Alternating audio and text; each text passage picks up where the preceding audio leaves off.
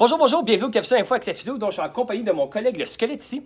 Et on voulait vous faire une capsule aujourd'hui sur la douleur. Donc souvent, on rencontre des clients, des patients qui s'améliorent au niveau objectif, au niveau de leur mobilité, souplesse, proprioception, force musculaire par exemple. Mais des fois, ça prend plus de temps pour s'améliorer au niveau subjectif, par exemple la douleur. Par exemple, j'avais une cliente qui avait des douleurs depuis assez longtemps au niveau du genou. Et finalement, on a découvert qu'il y avait une déchirure au niveau du ménisque. Et finalement, le chirurgien orthopédiste a décidé de l'opérer. Et elle a eu une super bonne chirurgie. Ils ont réparé le ménisque. Et après sa chirurgie, elle se plaignait, elle se disait hey, Dom, j'ai encore mal au genou. Elle avait aussi mal qu'avant son opération. Pourtant, sa force musculaire s'améliore beaucoup. Sa mobilité est bien meilleure. Mais elle a tellement eu mal longtemps avant l'opération que son corps a enregistré une douleur. Son cerveau est habitué d'avoir mal au niveau du genou. Donc, il y a comme une empreinte ça continue de faire mal. Donc, ça prend du temps à réhabituer au corps qui peut fonctionner pas douleur, même si souvent la structure est guérie. On peut avoir des douleurs qui persistent, surtout quand on a mal depuis très, très longtemps.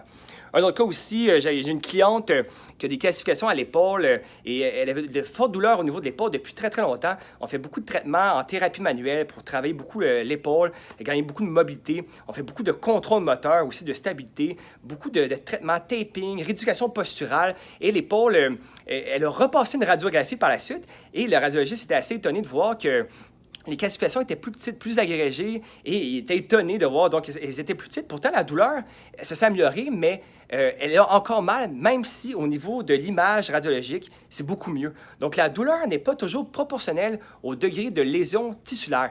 Par exemple, dans des cas de fibromyalgie, des douleurs qui persistent, même s'il n'y a pas de dommages nécessairement aux structures.